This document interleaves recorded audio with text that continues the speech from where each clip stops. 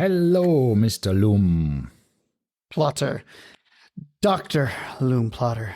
Oh, right, yes. Yes. Professor Doctor. No. All right. Yes, no, we're discussing Doctor? who should use doctor and who should not use doctor in their names during the watch week, right? We had some individuals walking around saying, I am Dr. such and such. And then we were like, but are you really? If I have a cardiac arrest, you will revive me? Are you a doctor or a medical doctor or doctor of philosophy? That exactly. might not help you with a heart attack then. Exactly. And then we got into talking about Germany versus U.S., right? In U.S., medical doctors have the priority in being called doctor. And you mentioned in Germany, it's the other way around. You have a PhD, then it's part of your name. You are not only allowed, you're forced to use this as your, I'd be very much okay if they forced me to do this. A doctor, yeah. Anyhow, all right. Interview series, and we are kicking. This is a big one. Yeah, and we are kicking it off with one of the biggest icons and legends in the watch industry. Somebody who has revived, reinvigorated, reshaped the industry and brands that he worked with. Is it Tim Mosso from Watchbox? No. But Tim Mosso is also somebody we met a few times on the. Yes, let's hope we can interview him later on. Yeah, we will. He will come on. Yes. No, it is of course the one and only Jean-Claude Biver. The man, the myth, the legend. But Martin, how did this happen? How did we actually get an interview? Okay, all right. First and foremost, before we even get into this, what are you wearing? Why can't we always remember? I am wearing this? my Oris Arab Watch Guide. It's limited edition, 1 of 50 pieces. Nice. Bronze with a purple Arabic dial. Super cool. And the Servo Volante strap of deer leather. Rolf said Cervo. Cervo. Okay, maybe I should say and Cervo I don't know. Too. If the CEO of Oris is saying Cervo Volante. Maybe because you just Cervo because you had a cold cocktail before. Who knows? I don't know. Or maybe Sean Connery. Yes. So, I am wearing my Rolex Datejust 116234 because apparently I've started using this wrist advice. What is it called? That app wrist that you made check. me. Wrist Check App Pro. The app that I forced you to Check use Pro daily. App. I've also paid for it, so I'm supporting it. Very good. And it said that I haven't worn my Datejust yet, so I had to put the Datejust on because I don't like seeing the not worn yet on there. So I put it on. And this watch app has seen a lot of updates recently, so it's getting better and better. It's really cool. I think in the beginning it was a bit clunky, but now it's getting so much more polished and fluid. It's good. I really love doing it. Yeah. Anyhow, so let's see. We don't want to talk so much about us. We're talking about JCB. So how did we get this interview with him? So first and foremost, we had an interview with Pierre Biver, Jean-Claude's son, who I've seen a couple times around in the watch world. Surprisingly, him and his father share a watch collection, which is kind of neat. I don't know if I could do that with my kid. I think I'd be a little bit, possessive, so to speak, about my watches. The answer is no. Yes, I think so too. Anyways, long story short, we went to our interview at 6 p.m., 6:30 p.m. It was at night. It was the last thing we were doing. Everybody was tired and wanted to get out of there. So we show up and the lady says, sorry, Pierre did not come to Watch Week. Yeah. He hasn't shown up yet. Yeah, he was cool. He was sick, so he had some health, whatever. He wasn't well. Whatever so it was. He didn't come to Dubai, so he wasn't even in the city. So we begrudgingly packed up our stuff and walked away. We went back to the media tent and we started essentially walking back to the car. And then Ralph got a call. Yeah. Got a What did friendly the call call. say? The call did say, hey, Ralph, come back if you're not yet far away. Come back. I have another beaver for this interview here. And we were I said, thinking, okay, we're coming. I had no idea who. I mean, obviously, we guessed, we knew, we hoped, we should say, we hoped.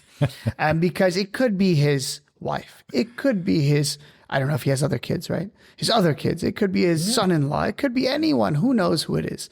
So ultimately, we were a little bit hoping that it would be JCB himself. Yeah.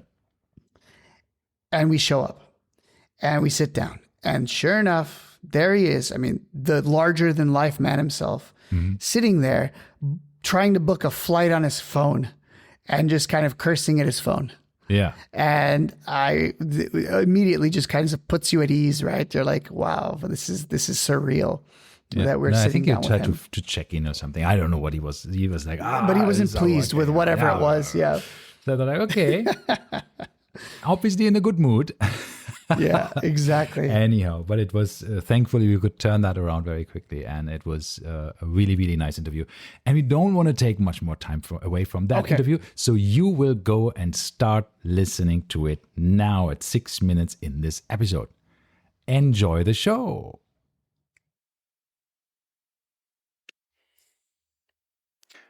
Hello to another episode of the Lume Plotters here at Dubai Watch Week. We are here with Martin and Rajeev. My name is Ralph, and our wonderful guest of honor today is Jean-Claude Biver, the legend, the absolute mastermind behind so many watch brands and so many influential talks that he's given to not only his friends, but also his competitors, and of course, inspired so many of us in the watch industry. Welcome, Mr. Biver. Thank you very much to welcome me for this interesting speech. I'm looking forward to the questions. Yes, and we do indeed have a couple of good questions for you.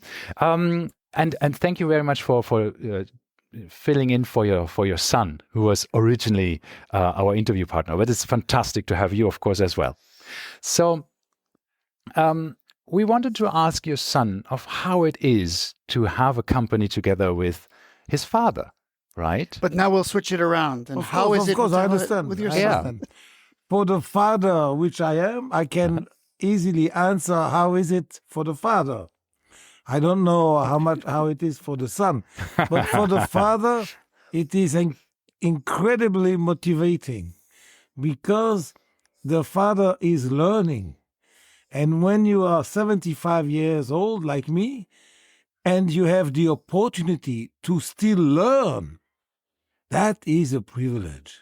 Right. The learning process is a privilege. It's an extraordinary quality that human beings have. They can learn. Imagine we could not learn anymore. Where would we go? How would the world move if the learning process would be over? No, for me, it is again starting because I have a young son who can teach me. How can he teach me? By giving me his way of living, his way of thinking, his concepts, which are the concept of a young dynamic guy. And he is an asset for me.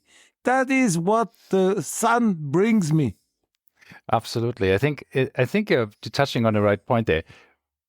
We in the generation, well, I'm also 50, so it's all a bit older. We see the young people just having such a different view on things and so much quicker, and everything is a bit different. But you have chosen a very timeless brand for yourself, of course, mechanical watches. So your design is a bit more eccentric. I think you have surprised the industry with your brand, Biver Watches, of being quite flamboyant and out there rather than classical and complications in the forefront. But you have striking design in there. You know, it's easy. With my son on board, would it have been possible to make a boring design? Not at all. He would have said, "Come on, stop, Papa. Don't be old. Yeah. You must behave like a dynamic young man because you are not old. You are only old by your passport." But nobody's looking at the passport. The passport is giving the age to the custom. But the real age is in your heart. It's in your brain. It's in your mentality. And that should never get old. No, you're absolutely right. It's always how old you feel. Right? I sometimes think I'm 12, right? Brilliant. Yeah. So your watches are starting on the higher end. Is that by the plan On to start purpose. on the Yes. Because after 50 years of activity in the watch business, after having mastered, thanks to Blancpain, the 6 masterpieces, which was in those days the ultra slim movement, the moon phase movement, the perpetual movement, the tourbillon movement, the split second movement, and the minute repeater. Blancpain did a box with all the 6. With all the 6 in that box, the 6 masterpieces. When you have done this, there's one watch missing. It's the grand complication that has all the 6 in one. And Blancpain did it, and it was called the 1735. So when that is your past, how can you start with a just simple watch? You have to start with what you know the best to do at the top, and then you come down. But first, you must come down from the top, not from the bottom. Right. So if you mind, I'm going to jump in and ask a question. Of course, we need Because you. he's leading, but I will follow. No, please. So, being that you're starting at the top, how low do you think the Biver watch brand is going to go? What entry point will there be? What do we have to look forward If to? you talk about the entry price, that's one talk. If you talk about the quality, that's a second one. The Biver brand will never, never go under the quality that Biver brand has set for the minute repeater, which is the highest possible execution or decoration. From the complication, which is different from the decoration, from the complication, Biver brand will go down to hour, minute, second. Okay. That's the That's the movement. hand.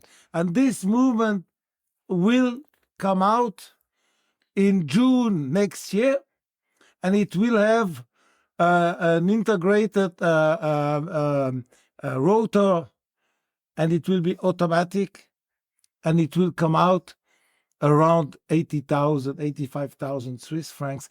But the decoration, the quality is 100% inspired or even the same as the minute repeater.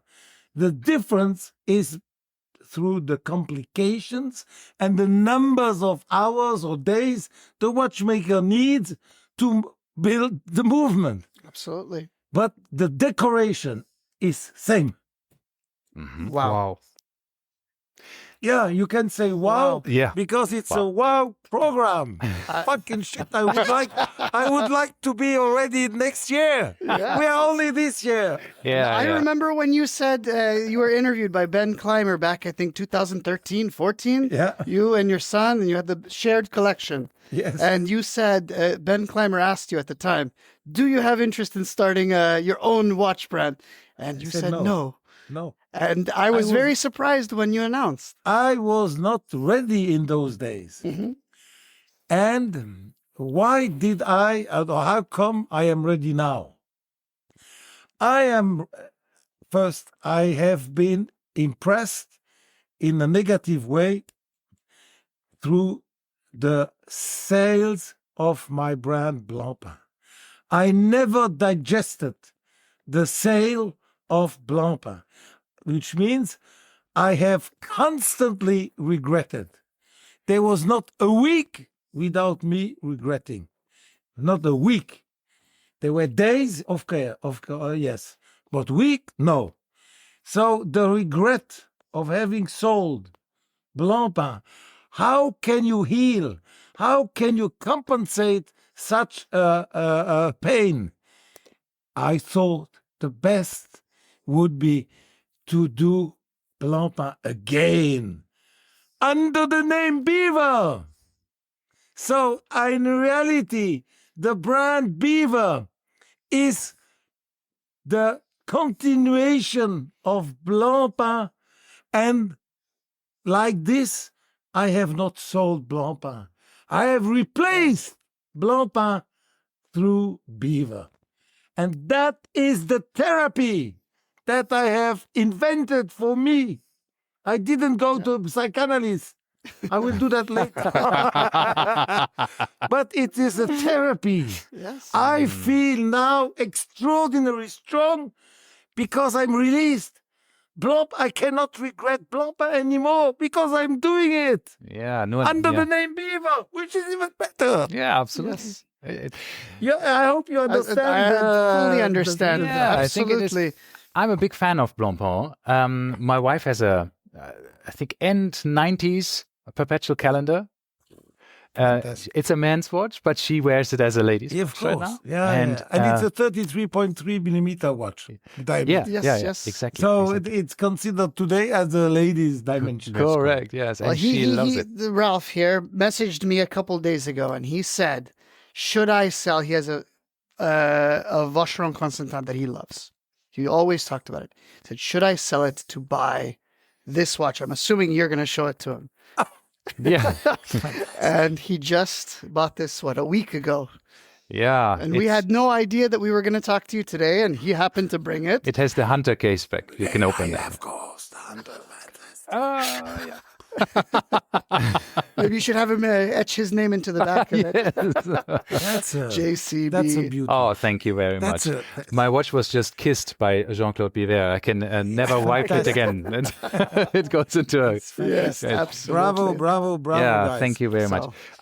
So I guess we have established you will not have more mellow designs in your watch brand. They will be extravagant. They will be continuing to be out there, right? So not the standard designs. They will have impact. No, standard never. Right. But we will have a design where you have some tension between modernity and tradition. And it's those tension that will make the watch neither look like classic, neither look like modern. Yes. It's the neoclassic style which I want. And that's, by the way, it's why do I want it? Because I love it. Yeah. It's just my personal choice. Yeah. And people can say, you shouldn't have done, you should have. Okay, my taste is different. Yeah. My taste is neoclassic. If you don't like it, don't buy it. Yes. So, yeah, but isn't that something that has actually, if you go back to Hublot even, when you had the fusion of different materials and all of these things, and you like these kind of tension to bring things together that maybe it's in your DNA, be, basically. Right? You said it. You defined Biver. Biver is a disruption. Right. The disruption, it's disruption. That's why I loved, and I said to the students many times, the architect, American architect Pei, when he made the pyramid at the Place du Louvre in Paris, that's the biggest disruption that you can have. You have this modern pyramid in the middle of the 16th century, the architectural style. Yeah. And he put it bam in the middle. All Paris in the beginning said, wow, horrible, why this guy is destroying.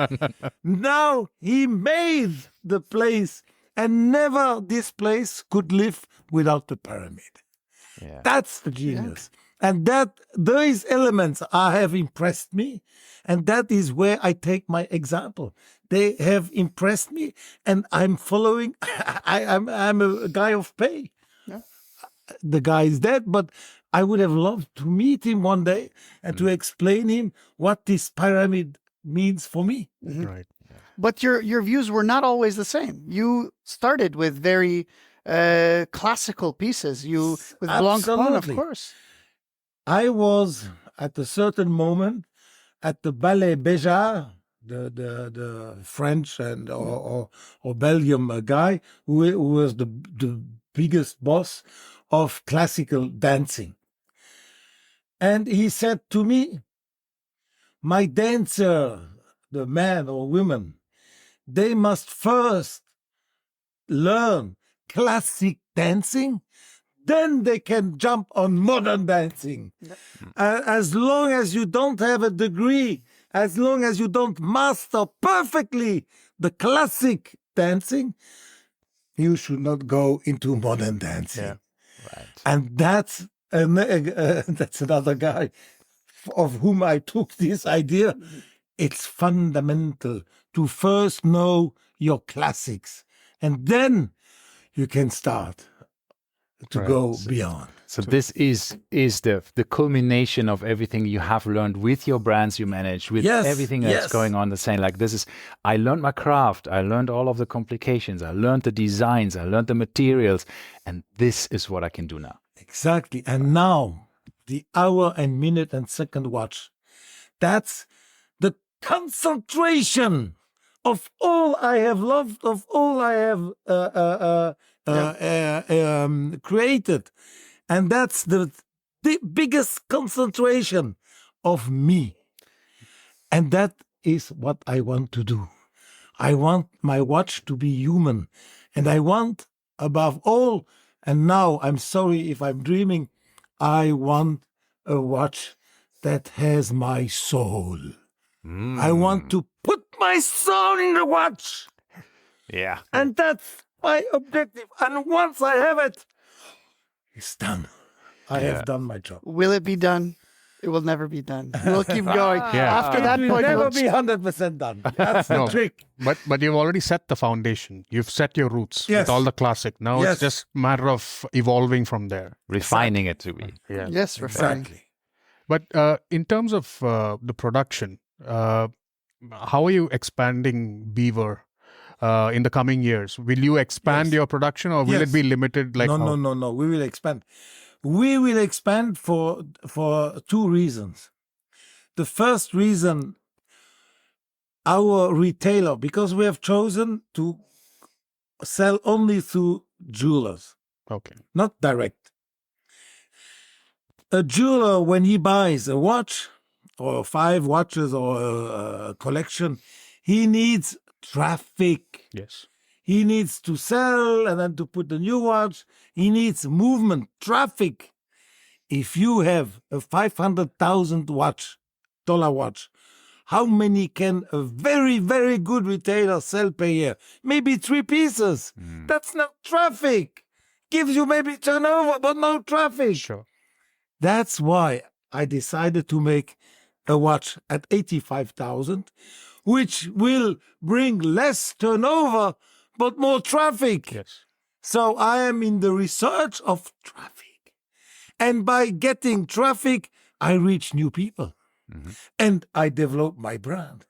And then we will make a chronograph that indicates the tenths of a second. Oh, nice.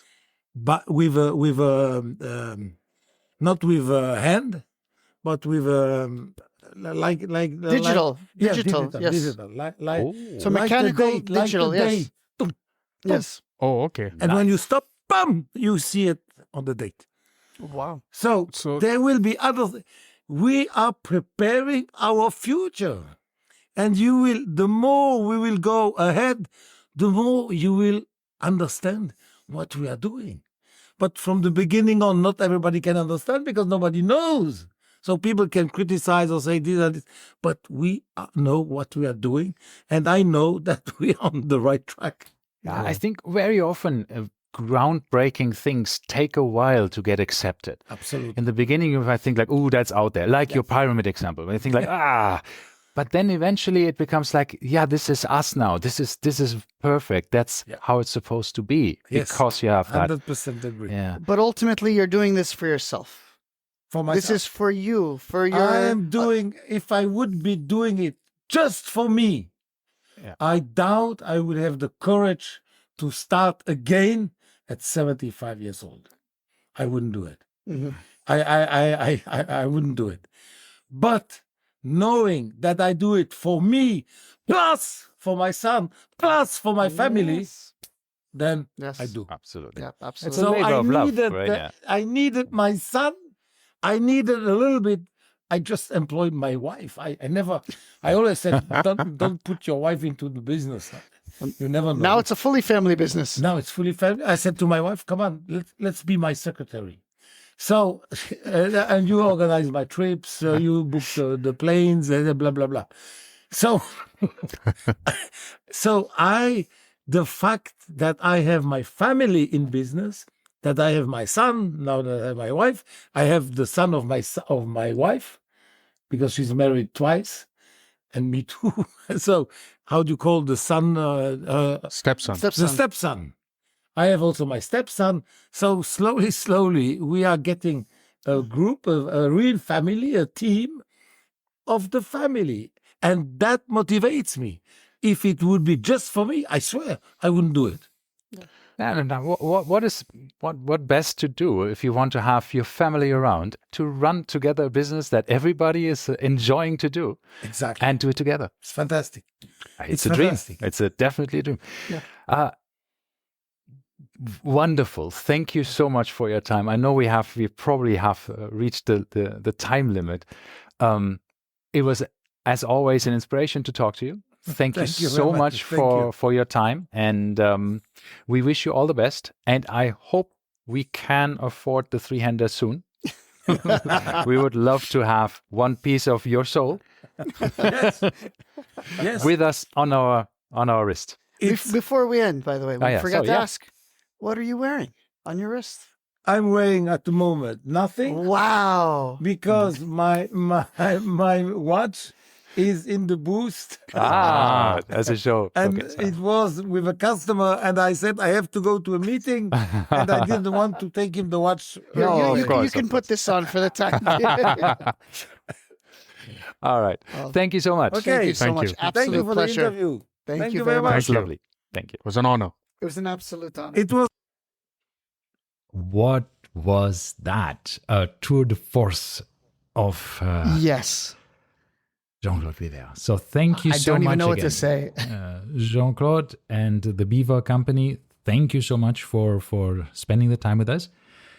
I of course pressed the stop button a bit prematurely, as one does, and it was he was just saying like, yeah, that was really cool. He really had fun, I think, right? And well, we know this. We know he had fun because we immediately, after he left, we went and talked to the lady in the front. We're like, oh my God, I can't believe we just interviewed Jean-Claude Biver. And she said, wow, he left and he was so happy because we were still packing up when he walked away. And she said he had just such a big smile on his face. So we asked her, did he have a big smile on his face every time with everyone else? And she said, no, he usually left kind of just somber. He was not ecstatic or happy or anything except for with us. Oh, so we're going to assume that we made him happy. But we were extreme fanboys and we did say a lot of complimentary things. I think you can hear us a bit nervous and just being like starstruck a bit, right? Yeah. I didn't even know what to say. And then lots of the banging, the yelling, the usual Jean-Claude Biver style. The passion. Yes. It's just it's just infectious, right? I mean, when you talk to him, you sit in this interview booth that we have, this press area. It's tiny. It's small rooms. You sit on a small table around four chairs, and you sit around it. So it's a very intimate thing. It was just fantastic. Being Maybe so close, I would have felt a little bit more. The entire energy of everything. I would have been more comfortable if this was our 10th interview. Yeah, it was one of this the first. Was our second or something. Yeah. So obviously we did not expect this. We booked our interviews kind of like in hierarchy almost, right? With the biggest players being at the end, so we would be more comfortable. And completely didn't work out. Of course, with the schedules of the people as well. We thought, okay, let's do this. Let's do things where you're more comfortable with, right? Where you think it's exactly. We know more about, right? For example. Anyhow, we wanted to mention one specific watch that we also saw at the Biver stand, which we are referencing in this episode as well. We didn't talk about this before. This was the watch for the Only Watch, and just in general, a lot of these watch brands that were there brought their Only watch to the show. AP had also their Only watch there that they withdrew. So did Moser. So did a bunch of... the ones, they withdrew it first from the auction, but correct. They had it on display. And the same as, of course, Biver. And what was it? It was a... Biver's was insane. It was a minute repeater with nothing on the dial. There were no hands on the dial. It was a sapphire ocean, made up of individual mosaic sapphire stones. And then there was kind of like a moon and stars. Absolutely stunning. So and then on the back, Yes, wait a second. So the only way to tell the time on this watch is basically the minute repeater. kind of. And while then- it's on your wrist, correct. That's the only way. Yeah, well, Then yeah. he figured out that it's too hard to set this through just the minute repeater function. So there is an hour hand on the back side, in essentially from the center of the case back. Yeah, because that would be protrudes. my question. How do you set it if you don't have any indication what time it is? It's very tough. Exactly. So you can set it, and it was absolutely stunning and beautiful sounding, and it was wonderful. Yeah, it was a wonderful watch. It was. And one more thing that we want to mention is off the record, I did ask him at the end how he feels about, because he was clearly so passionate about Blancpain. Oh, yeah. He kissed Ralph's watch, right? He took Ralph's, I don't know Can if you you hear this in believe there. this? I'm still He took excited Ralph's about it. Blancpain triple calendar, or sorry, annual calendar, my Yeah. annual calendar. The and Demi kissed it. Savonnette. And he opened the case back, he looked at it, and then he kissed it and gave it back to me. And I thought, wow, now it's 3 times the value. Wow. Yeah. So, 5 times. but we did ask him, well, how do you feel about the Blancpain swatch? And he said some things that we cannot say here. He made some begrudging faces. I think he was a bit indifferent. He just like, I don't know about indifferent or if he probably was.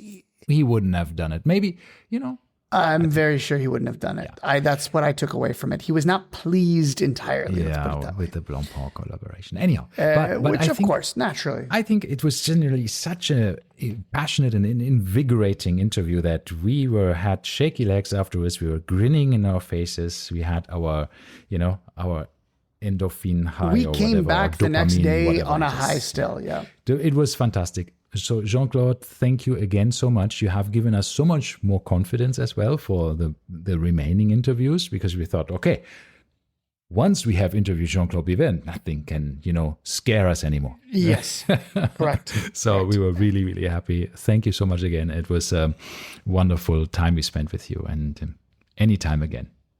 Absolute pleasure. Absolutely. It was wonderful. I hope you enjoyed it too. Thank you, and look forward to the next interview that you will see or hear in 1 week's time. Bye-bye. Bye-bye. You also when you say bye-bye. I'm so how many times do we both have to say bye-bye? Bye-bye. Bye-bye, everyone. Yeah. Let me tuck you into your bed nicely and kiss you goodnight. Exactly. And re-listen the interview again because it was so nice. Ta-ta.